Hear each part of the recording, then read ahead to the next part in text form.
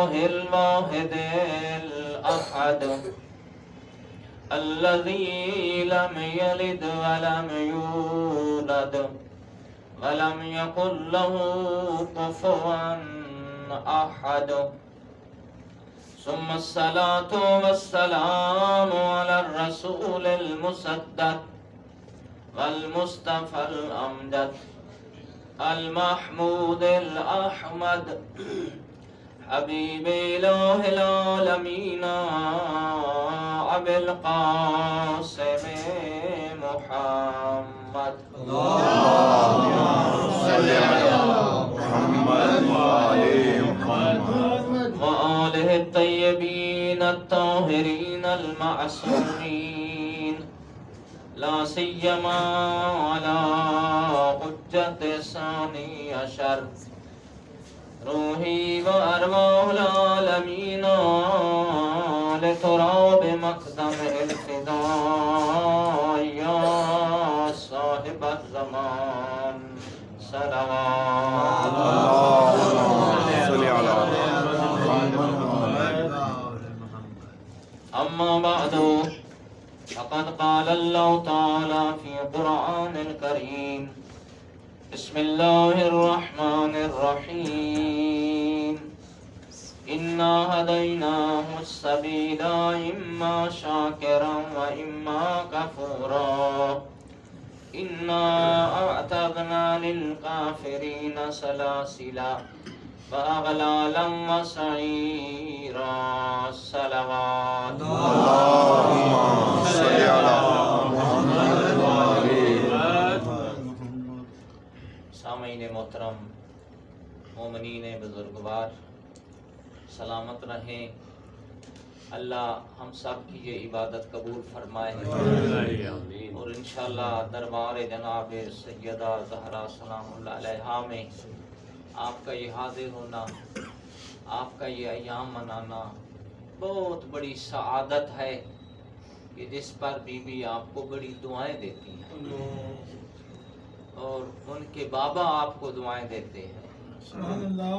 سوچا جائے اور سوچا کریں کہ آج اس زمانہ میں دیکھ لیں کہ رسول اللہ یہ اس کی پاک شہزادی کا دم بھرنے والا کون ہے؟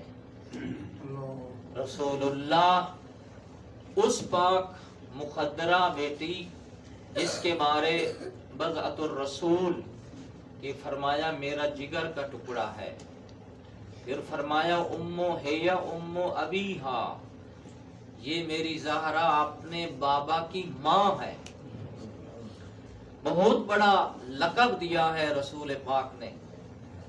اور آج کے زمانے میں دیکھ لیں، میں نے جیسے 2 مجالس سے پہلے ذکر کیا تھا کہ عاشقان رسول تو ہر کوئی بنتا ہے، لیکن کیا وجہ ہے جس پاک شہزادی کے ہاتھ رسول اللہ چومتے تھے، جس پاک شہزادی کا استقبال رسول اللہ کرتے تھے، جس پاک شہزادی کو اپنی مسند پہ رسول اللہ بٹھاتے تھے، جس کی رضا کو رسول پاک نے اپنی رضا قرار دیا ہے، جس کی ناراضگی کو رسول پاک نے اپنی ناراضگی قرار دیا ہے، اس سے بڑا فیصلہ عاشقان رسول کے لیے کیا ہو سکتا ہے کہ گویا رسول اللہ فرما رہے ہیں من سالمہا سالمانی، جس پہ میری بیٹی راضی ہے، جس نے اس سے خوش کیا ہے اس نے مجھے خوش کیا ہے، اور جس پہ یہ میری بیٹی ناراض ہے میں اس پہ ناراض ہوں۔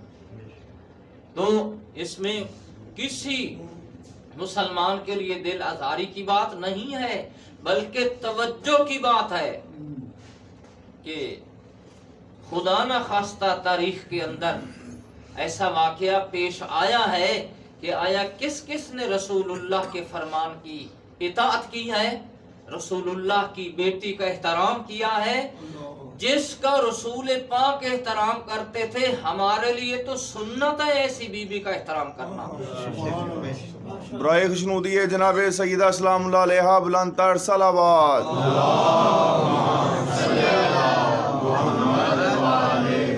اب دیکھیے جو ہمارا موضوع چل رہا ہے، موضوع بھی یہی ہے، اس سے بڑا बाअज़मत मौजूद कायनात में बन ही नहीं सकता है कि हजरत ज़हरा और कुरान, कि कुरान क्या क्या फजाइल बयान करता है पाक बीबी की। इस पाक मुक़द्दरा की अजमत या रसूलुल्लाह ने बयान की है या फिर कुरान ने बयान की है। अब कुरान में सूरह दहर जो रसूल पाक की मौजूदगी में वही नाजिल होती है। कैसे नाजिल होती है?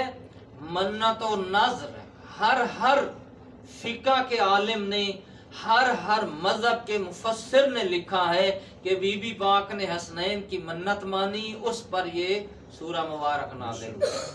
थोड़ा सा तवज्जो चाहता हूँ, देखिए मोमिनी, दूसरी तीसरी चौथी मजलिस है बल्कि कि हम इस मौजू को दोहराते हैं, लेकिन हर दिन इसका पहलू जुदा गाना तफासिर में मिल रहा है कि बीबी पाक ने मन्नत कैसे मानी, अदा कैसे हुई, और अदा होने के बाद कैफियत क्या थी जब कुरान नाजिल हुआ है।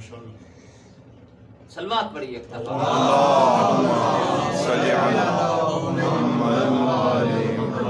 मेरे मुसलमान भाइयों, शिया सुन्नी उलमा और कारी हजरात और तमाम मुसलमानों को दावत फिक्र देता हूँ कि आया खुदावंद कुदूस उसका कुरान नाजिल करने का मिस्दाक क्या हो सकता है।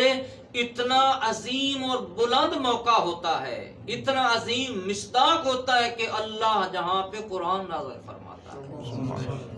आम वाकया पे अल्लाह कुरान नहीं नाजिल फरमाता, आम मन्नत पे अल्लाह कुरान नहीं नाजिल फरमाता, आम सूरत हाल आम लोगों पे अल्लाह कुरान नाजिल नहीं फरमाता।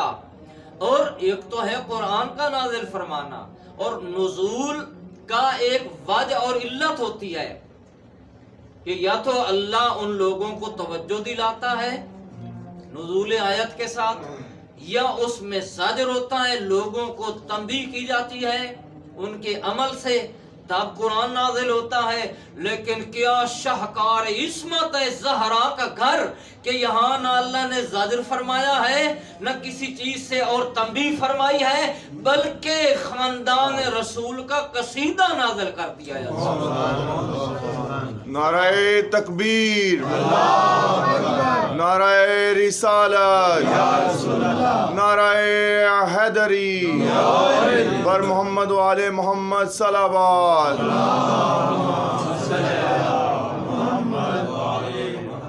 रहे मोमिनी, क्योंकि हुक्म खुदा अजान हो रही थी, उसके एहतराम में हमने अपनी मजलिस को मौकूफ किया। जब खुदा बुलाता है तो हुक्म है, कुरान भी पढ़ रहे हो तो कुरान भी बंद कर दो, मेरे बुलावे को सुनो। अजान की इतनी अजमत है, तो अल्लाह आपको सलामत रखे मोमिनी। मैं अर्ज़ कर रहा था कि खुदावंद मुक़द्दस अल्लाह ताला हर जगह अपना हुक्म जब भी नाजिल फरमाता है बहुत बड़ी इल्लत होती है, तब आयत नाजिल होती है। अब यहाँ जो इस नाज़र की शक्ल बनी है ना, तवज्जो वाली बात है, बहुत नूरानी और रूहानी बात है कि जब मन्नत अदा की है बीबी पाक ने तो तमाम अफराद ने रोजे रखे हैं। अब रोजे रखने की कैफियत मुफस्सिरीन ने जो बयान की, और फिर वो कैफियत इफ्तार की कैफियत मूजब बनी है कि खुदा बेनियाज ने ये कसीदा नाज़िल किया। क्या कैफियत थी मोमिनी? 3 दिन रोजे रखे। हसनैन शरीफैन निहायत नहीफ और कमजोर थे, जैसे कि पहले बताया है। नए आने वाले मोमिनीन के लिए अर्ज कर रहा हूँ कि रंग जर्द थे, चलने से जिस्म में लर्जा आता था। इस हालत में भी रोजा रखा है हसनैन शरीफ। यहाँ एक मोमिनीन बहुत बड़ी एक दिक्कत की बात है और गहराई की बात है कि इतना ज़ईफ और कमजोर बंदा, जब आज का इंसान इतना कमजोर हो मरीज होने की वजह से, तो अल्लाह हुक्म देता है रोजा न रखो। इनको तुम मरीज है, अगर आप मरीज हैं रोजा ना रखो। डॉक्टर ने आपको मना किया रोजा ना रखो।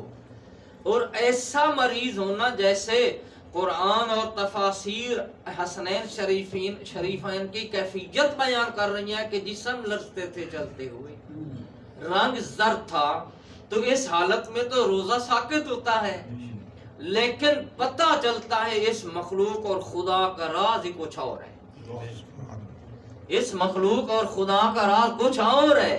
حسنین شریفین نے اس عالم میں روزہ رکھا، 3 روزے مکمل ہوتے ہیں مومن۔ اب 3 روزے مکمل ہونے کے بعد تفسیر بیان ہو رہی ہے کہ مولا علی علیہ السلام حسنین شریفین کو ہاتھوں سے پکڑ کے رسول اللہ کی خدمت میں لے آتے ہیں مسجد نبوی میں۔ جب رسول پاک کی نگاہ پڑی حسنین شریفین سے، اس دن چلا ہی نہیں جا رہا تھا، بہت مشکل سے قدم اٹھا رہے تھے، پہلے مریض تھے، پھر 3 دن روزہ، ایسے روزہ رکھنا پڑا بغیر کھائے، بغیر کھانے کے روزہ رکھا۔ یہ ہے خدا اور اس مخلوق کا راز۔ یہ 3 دن تک کوئی بندہ اتنی بھوک نہیں برداشت کر سکتا۔ 3 دن تک پہلے مریض بھی ہو کئی دنوں سے، پھر 3 دن بھوکا ہو، روزہ رکھے صرف پانی پہ، تو اس عالم میں اس مخلوق نے خدا کی اطاعت کا وہ معیار بلند رکھا ہے جس کا خدا نے خود قرآن میں فرمایا ہے، سعیکم مشکورا، میں خدا تمہارا شکریہ ادا کرتا ہوں۔ سبحان اللہ۔ برائے عظمت اہل بیت علیہم السلام بلند تر صلوات۔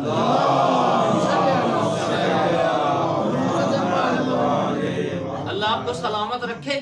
تو اب جب حضور پاک نے دیکھا حسنین شریفین کی یہ حالت ہے، بہت پریشان ہو گئے اور فوری اٹھے اور حسنین شریفین کو لے کر گھر آئے جناب سیدہ کی خدمت میں۔ آگے دیکھا ہے محراب مسجد میں جناب زہرا کھڑی ہیں، سبحان اللہ، بی بی کا رنگ بھی زرد ہوا ہے اور بہت مشکل سے کھڑی ہیں۔ کھڑی کیسے ہیں؟ جسم کانپ رہا ہے۔ تو اب مولا علی علیہ السلام پہ سوال کرتے ہیں، یا علی میری زہرا کا جسم لرز کیوں رہا ہے؟ اس وقت مولا علی فرماتے ہیں کہ یا رسول اللہ 3 دن منت کے روزے رکھے ہیں بنت رسول نے، اور 3 دن نہ حسنین نے کھایا، نہ میں نے کھایا، نہ فیضہ نے کھایا، نہ بنت رسول نے کھایا، اس لیے اس ویکنس و کمزوری کی وجہ سے جسم لرز رہا ہے۔ اس وقت قرآن کی تفسیر بیان کرتی ہے، حضور پر رقت طاری ہوتی ہے، اللہ کے نبی رونے لگے ان کے غم اور محبت میں، تو فوراً جبرائیل نازل ہوتے ہیں اور آ کر حضور کی خدمت میں فرماتی ہیں، اے اللہ کے نبی آج آپ پریشان ہو رہے ہیں، آپ گھبرا ضرور رہے ہیں، لیکن جو انہوں نے منت ادا کی ہے اللہ کی رضا میں، جو انہوں نے یتیم کو کھانا دیا ہے، غریب کو کھانا دیا ہے، مسکین کو کھانا دیا ہے، اللہ کو اتنا پسند آیا ہے۔ ان کے جسم کی کمزوری اور لرزہ اپنی جگہ پہ، لیکن خدا کے دربار میں اس کا مقام اتنا ہے کہ یہ قصیدہ میں پڑھ رہا ہوں ان کی شان میں۔ نعرہ تکبیر، اللہ اکبر، نعرہ رسالت، یا رسول اللہ، نعرہ حیدری، سورہ محمد و آل محمد بلند تر صلوات۔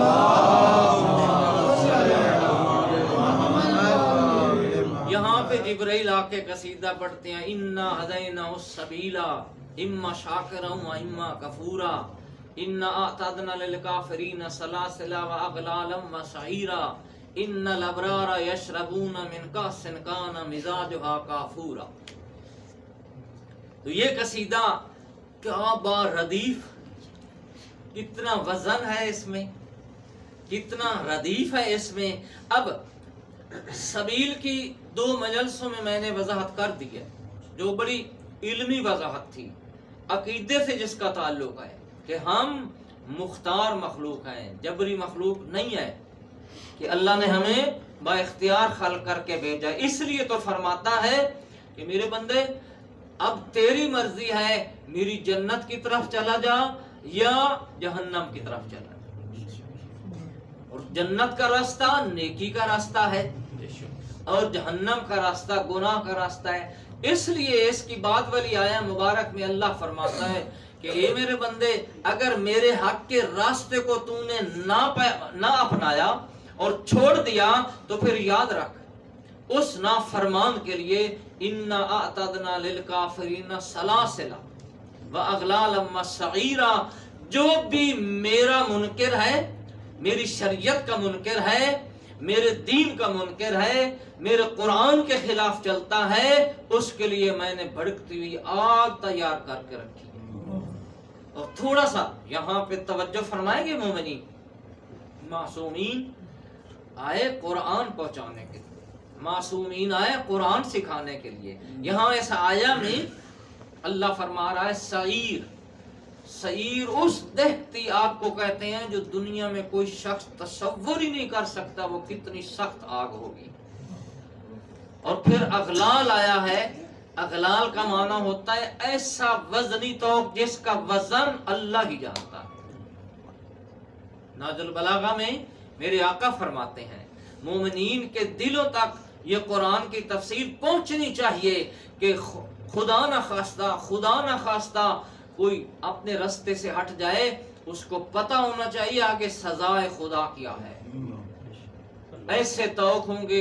ناج البلاغہ میں میرے امام فرماتے ہیں اے میرے ماننے والو، ڈرو ان توقوں سے جن کا وزن صرف اللہ اور معصوم جانتا ہے۔ وسعیرا، اور امام فرماتے ہیں ان شعلوں سے ڈرو، حدیث قدسی میں ہے تاکلوا بعضها من بعض، کہ وہ شعلے آگ کے جہنم کے شعلے جب اٹھتے ہیں وہ ایک دوسرے کو کھانے لگ جاتے ہیں۔ مومنین توجہ رہے، آپ صاحبان ایمان ہیں، یہ کس شخص کی سزا ہے کہ جو خدا کے دین کو جھٹلاتا ہے، جو اللہ کے بندوں پہ ظلم کرتا ہے، جو اللہ کے بندوں پر ڈاکہ زنی کرتا ہے، جو اللہ کے بندوں کو قتل و غارت کا شکار کرتا ہے۔ قاتل کے لیے، ظالم کے لیے، فاسق و فاجر کے لیے اللہ فرماتا ہے یہ عذاب ہے۔ وہ ایسا نہ رہے کہ دنیا میں میرے دین کو جھٹلاتا رہے، میرے قرآن کو جھٹلاتا رہے، میرے دین کو جھٹلاتا رہے، پھر آگے آ کر دیکھے اس کے لیے سزا کیا ہے۔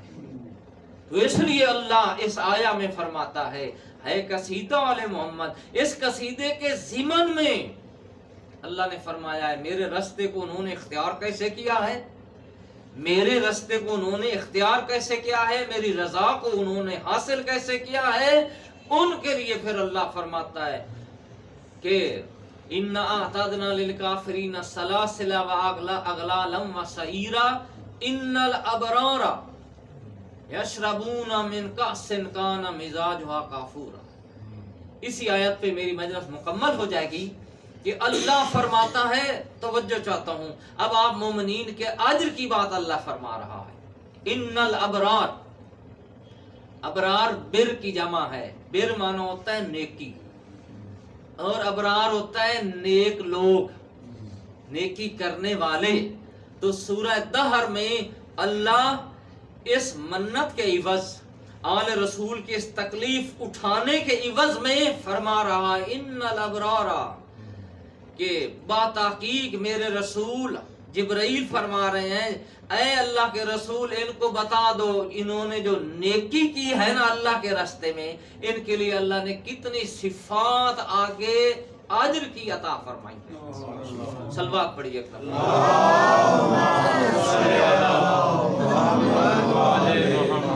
ان کے لیے۔ یہاں پہ مومنین توجہ چاہتا ہوں، ایک بات یہ بھی متنبہ رہیں کہ جو آل رسول نے اللہ کا امتحان دیا ہے نا، اللہ کے امتحان میں 3 دن تک بھوک پیاس برداشت کیا ہے، اور خصوصاً پھر بھوکے رہے ہیں۔ پانی تو پی لیتے تھے لیکن 3 دن انسان بھوکا رہے۔ آپ خود سوچ لیں ایک بندہ جب 3 دن تک کچھ نہیں کھاتا اس کی صحت کیسی ہو جاتی ہے، اس کو کتنی کمزوری ہو جاتی ہے۔ اس نیکی اور مخلصانہ عمل کے بدلے اللہ فرما رہا ہے ان نیک لوگوں کے لیے یشربون، یہ ان کے لیے ایسی شراب ہوگی، جنتی شراب، کأسن کان مزاجھا کافورا، کہ ایسے وہ پیالے اور چھلکتے ہوئے جام ہوں گے، مزاجھا کافورا، جن کی آمیزش کافور جیسی ہوگی.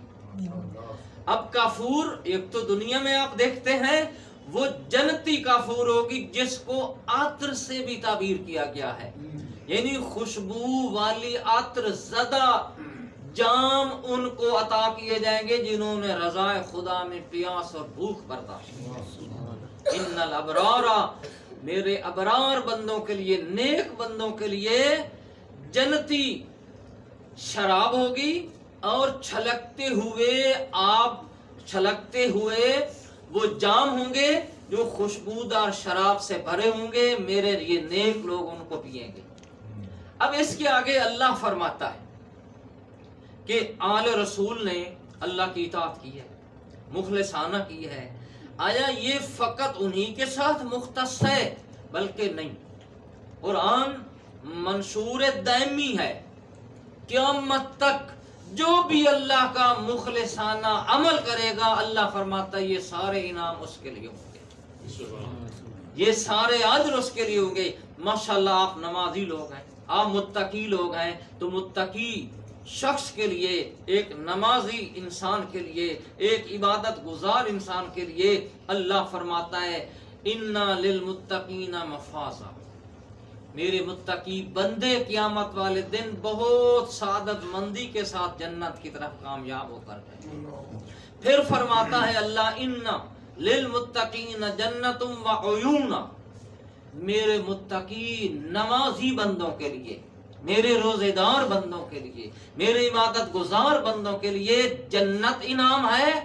وہ عیون اور جنت میں چلتے ہوئے چشمے ان کے لیے انعام میں دے رکھے. اب دیکھیے مومنین، اس جنت کا جو نام آیا قرآن پاک میں، جنت کی کئی اقسام ہیں، اور جنت میں جو چشمے ہیں ان کی کئی اقسام ہیں.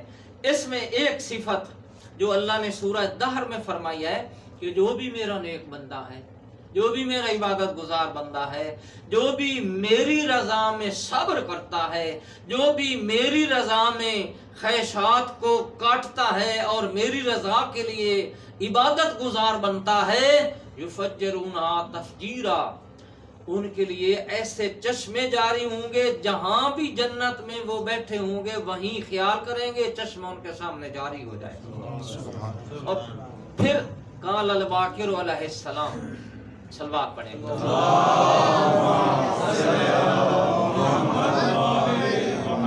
کہ اللہ کتنا کریم ہے کہ ایک بندہ اس کا نمازی انسان ہے، اس کا عبادت گزار انسان ہے، جی اپنی خواہشات کے خلاف چلتا ہے، اللہ کی رضا کو مقدم کرتا ہے، اور اسی طرح اپنے پورے گھر میں شریعت کا نفاذ کرتا ہے، اپنی پوری خاندان کو اللہ کی عبادت کی طرف بلاتا ہے اور پابند کرتا ہے، اللہ کے دین کا پابند کرتا ہے. ایسے مومن کے لیے امام باقر علیہ السلام فرماتے ہیں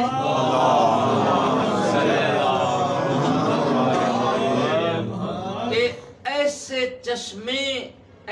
چشمے ان کے لیے جاری کیے جائیں گے جس میں امام فرماتے ہیں ہی عین فی دار النبی، ایک ایسا چشمہ ہوگا جو میرے جد، میرے نانا کے گھر سے جاری ہوگا. فی دور الانبیاء والمومنین، کہ وہ چشمہ میرے نانا جان کے گھر سے چلے گا. جتنے انبیاء جنت میں ہوں گے، جتنے مومنین جنت میں ہوں گے، ہر گھر میں میرے نانے کے گھر سے چلا ہوا چشمہ ہر گھر میں جائے گا. اور گویا میرے امام بتا رہے ہیں کہ ہم ہیں وارثان جنت، ہم ہیں وارثان جنت، ہمارا نانا وارث جنت ہے. جنت کی نعمات بھی گویا رسول اللہ کے صدقے ملنی ہے ہر مسلمان کو. تو میرے مسلمان بھائی، مومنین حضرات، دیکھیں اس آیہ مبارک کے نتیجے پر ہم آگئے اور مجلس میں سمیٹ رہا ہوں کہ اللہ فرماتا ہے ان الابرار یشربون من کأس کان مزاجھا کافورا. میں اپنے نیک بندوں کو ایسے چشمے سے میں ان کو سیراب کروں گا کہ اس کی آمیزش، اس کی خوشبو کافور والی ہوگی. اب یہ ہے مومنین کا اجر. یہ ہے آپ جیسے نمازیوں کا اجر، یہ ہے آپ جیسے نیک لوگوں کا اجر جو زحمتیں اٹھاتے ہیں، جو سردی میں اٹھتے ہیں، وضو کرتے ہیں اور صبح اللہ کی بارگاہ میں پیش ہوتے ہیں، صبح روحانی وقت میں مصلی عبادت پہ آتے ہیں۔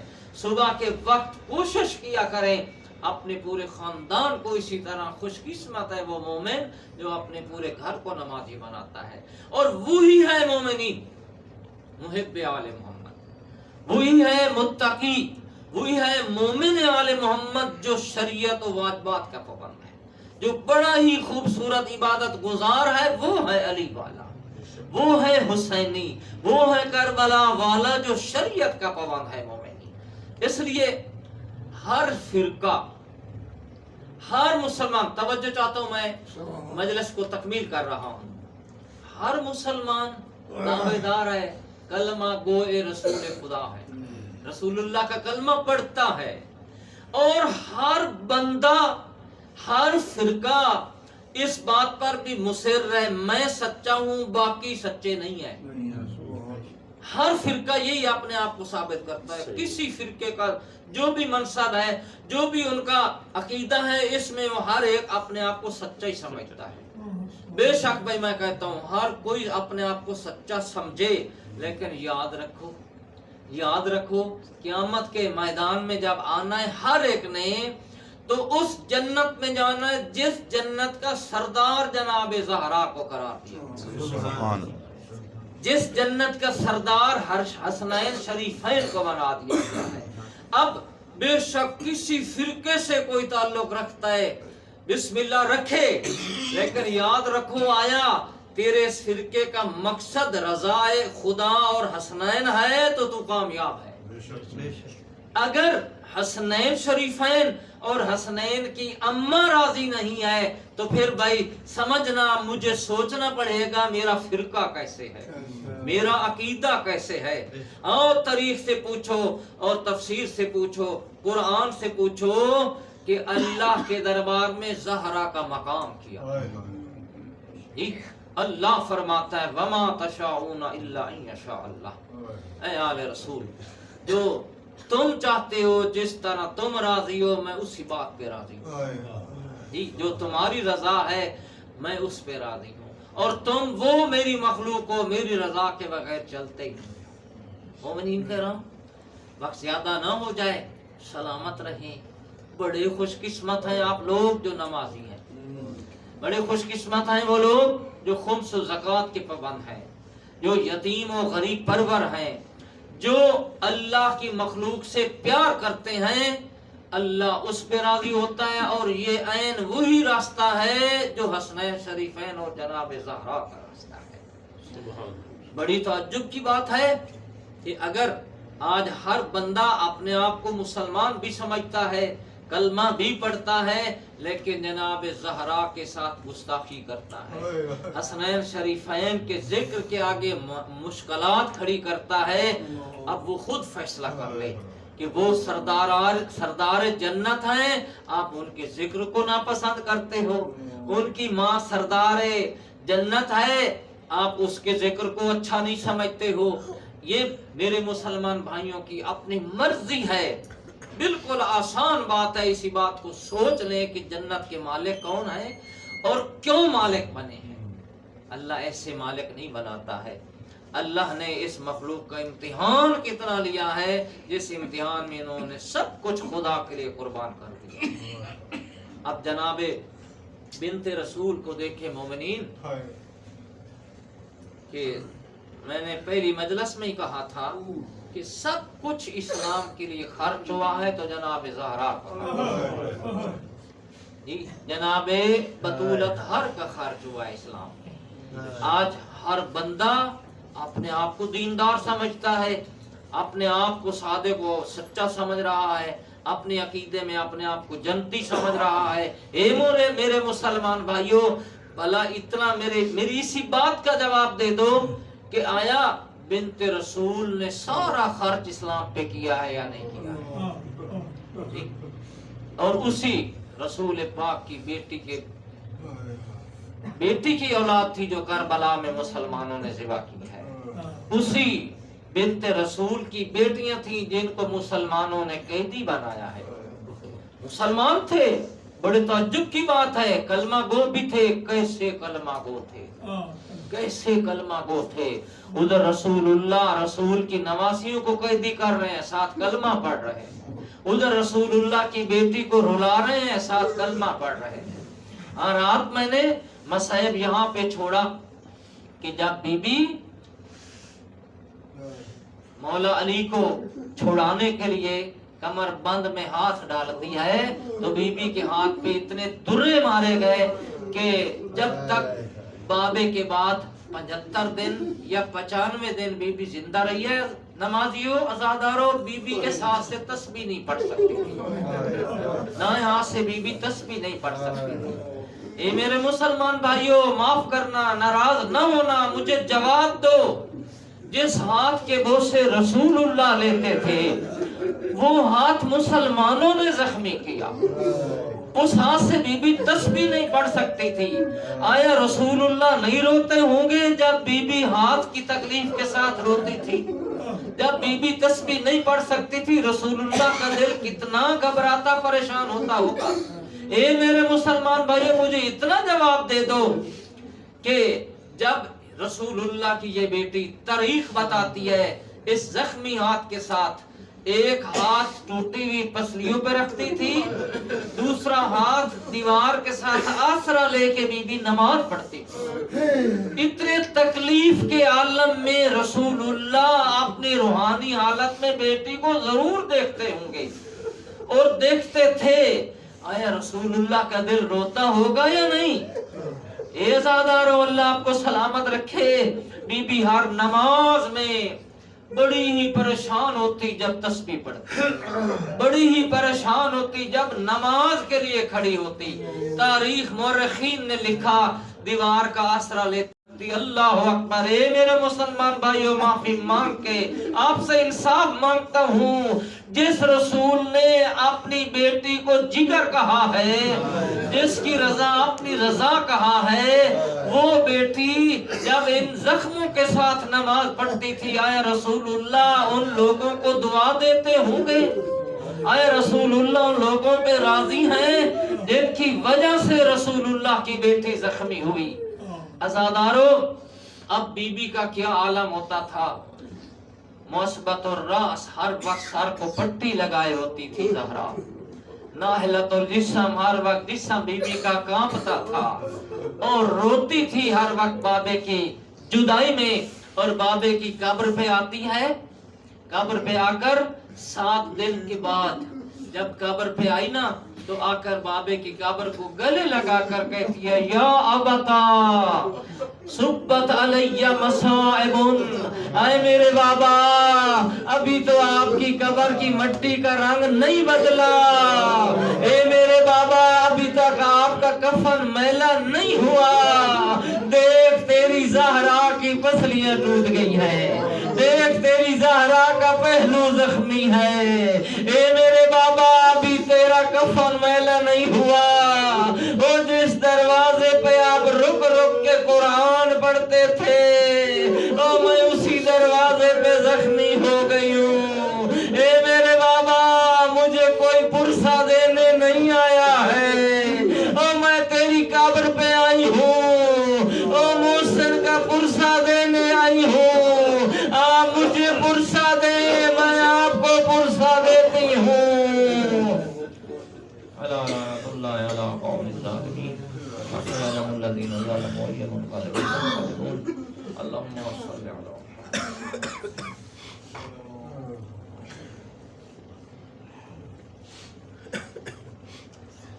अल्लाहुम्मा बिहक़्क़ि ज़हरा व अबीहा व बालिहा व बनीहा व सिर्रिल मुस्तौदअ फ़ीहा, या अल्लाह या रहमान या रहीम या अरहमर राहिमीन।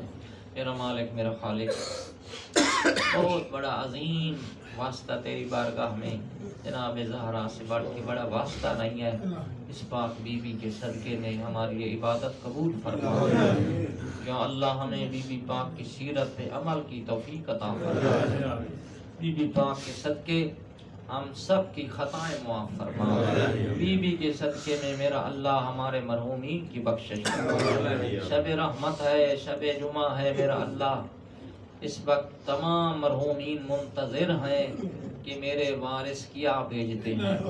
یا اللہ آج کی شب ہم بی بی پاک کا یہ ذکر، یہ مجلس ہم اپنے تمام مرحومین کو ہدیہ بیچتے ہیں، ان کے حق میں قبول فرما۔ یا اللہ جتنے مومنین مومنات آج تک دنیا سے چلے گئے ہیں، بی بی کا یہ ذکر ان کی روح کو ثواب پہنچا، ان کی بخشش فرما، خصوصاً ہمارے مرحومین کی مغفرت فرما۔